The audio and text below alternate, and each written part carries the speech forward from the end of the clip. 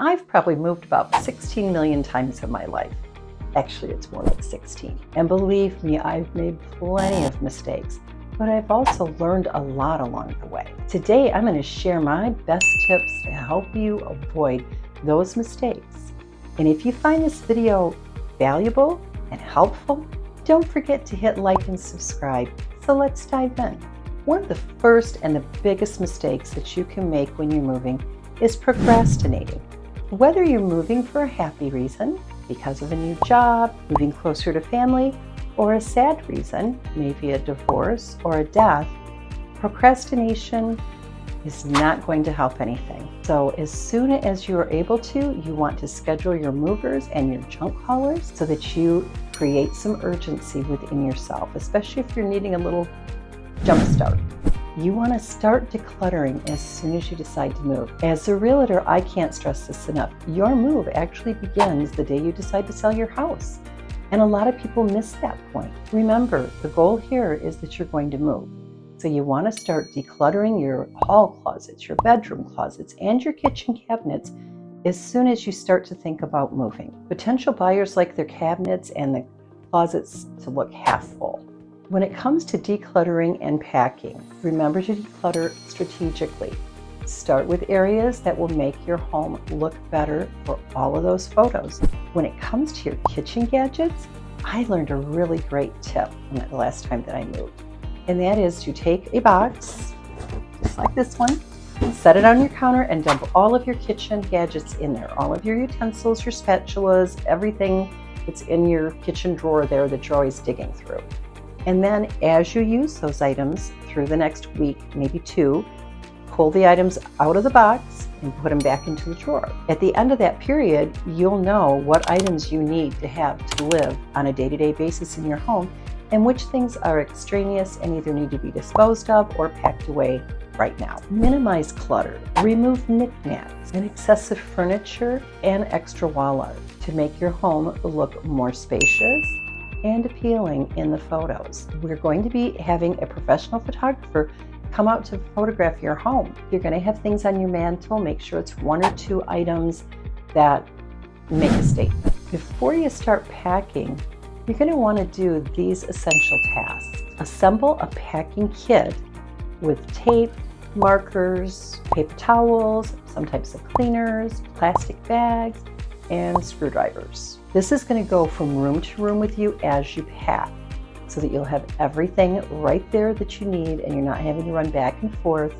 And your goal is going to be to keep packing a little bit every day. You'll be glad that you started early because there's nothing worse than having the movers show up and you're still packing. And once your home is sold and you've got your closing date, be sure and call your utility companies and set up your forwarding address as soon as you have word of what's going on. It's very easy to forget those things. It's not a bad idea either to pack a first day basket. Now for this, what I usually put in there is paper towel, toilet paper, hand soap, maybe some easy snacks. You might want to put things like hand towels in there, maybe your coffee maker. So now when it comes to packing, you want to be as efficient as you can. So be sure that you get plenty of good quality boxes. I know a lot of people say, oh, you can get boxes from the post office and the grocery store and the fruit market. Well, that's all good. And if you need to do that, you can. However, I like moving boxes. I think they stack up better. They're easier to load onto a dolly because they're generally uniform in size. They pack into the truck more efficiently so that you don't have oddball sized things. They always have tops and bottoms, which is nice because sometimes you'll get things from the grocery store that they don't have a top to them. It's just a box you can set things in. So get plenty of boxes. I would recommend about 10 per room. And then you probably want to add a few more per room because you're always going to be low on boxes, it seems like. You want to use the smaller boxes for things that are heavy, like books, record albums, or any other type of really heavy items that you might have in your house. Medium boxes are going to be what you use most of all.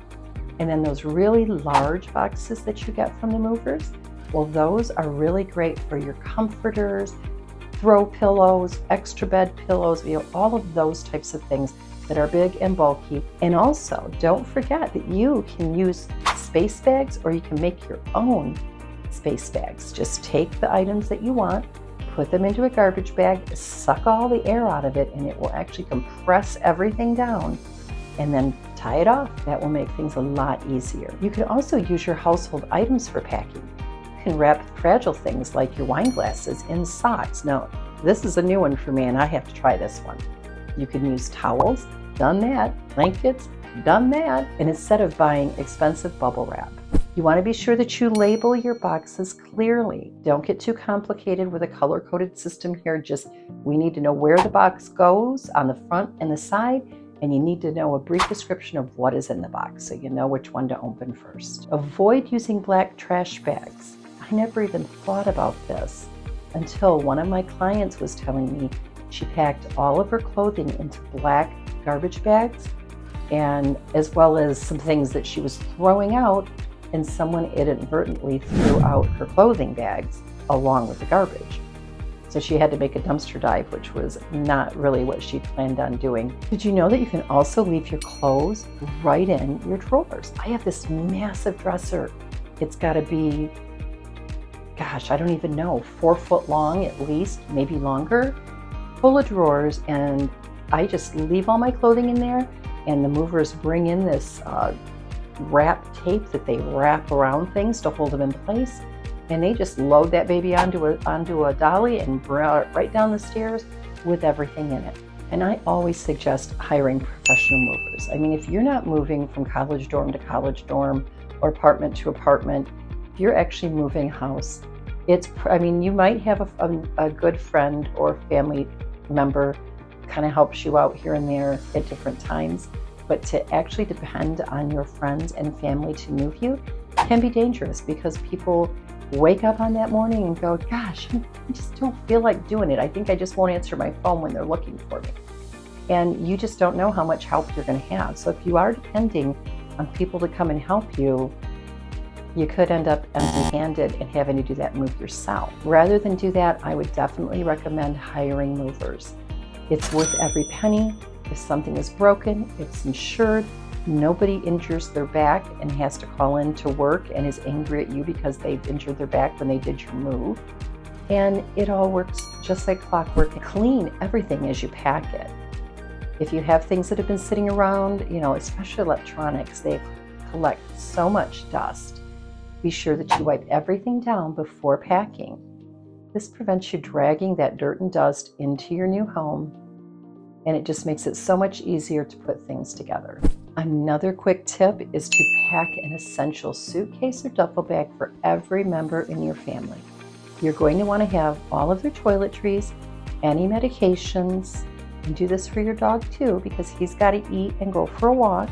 He's part of the family. 2 to 3 days of clothing, maybe a towel to be used in the shower the next morning, and anything that's essential to you, the chargers for your phones, your work computer. These are going to go to the last in the truck, or you could put them in your car and move them yourself over there. But trust me, you will be so happy if your move goes later into the night, and sometimes they do, if you can just crash and you can wake up in the morning and you've got everything you need to take a shower and start fresh the next day. Let me tell you something. The last move that I had, both of my boys were teenagers. I was so excited about the fact that they really were big enough to be a help. And they had been a help all week long. We'd been moving things back and forth because we had about a week of possession. And so I had moved most of my clothing and a lot of my kitchen things over to the house already. The day before we moved, my oldest son had a car accident and got a concussion. So he spent the rest of that weekend on the couch. The day after we had moved in, my younger son had wanted to go camping. It was Labor Day weekend. And my younger son had wanted to go out camping with his friend. And we had asked him not to go the first night, but we would take him out on the second night because they were going to be there for the whole weekend, because we knew we were going to have to get in the house and get settled. He no sooner got to the campsite when they were jumping their bikes or doing something, and we had to take him to the hospital to get stitches. And so he was on the other end of the couch for the rest of the weekend because he had cut his leg and couldn't be on his leg. So it was pretty much just the two of us doing the remaining of the unpacking, at least for that weekend. So even with the best laid plans, things can go wrong. Thank God we already had moved into the house before the second son got injured, and we'd done a little moving in advance. But prepare for the unexpected is all I can say. And be sure you keep bandages in your essentials package. And another good tip is when you are taking apart your electronics, your computers, your televisions, anything that is difficult to put together. Maybe you have like a whole house audio system or something like that. Be sure to take pictures of the back of where everything hooks in. This is going to save you loads of time and frustration when it comes time to set up at the new house. And if you're taking something apart like a bed, make sure that you have plenty of little clear bags, put all the screws and even maybe the tool that you use to take it apart if it's something special, and tape it right to the back of the headboard of your bed, right to the back of whatever it is you're moving so it moves with it and you're not looking for the box with all the parts in it. Be sure not to overpack your boxes. You want to try to keep your boxes under 30 pounds. When you pack them up, be sure that you either cut a hole into it for a handle, it makes it a lot easier, and give it a good shake. If you hear items moving around in there, it's pretty likely those items are going to have some damage. So make sure that you pack things so that when you give them a good shake, they don't move. Now you're going to keep on decluttering from the time you decide to move all the way through till you've actually sold your house and you're getting ready to have the movers pull up into your driveway.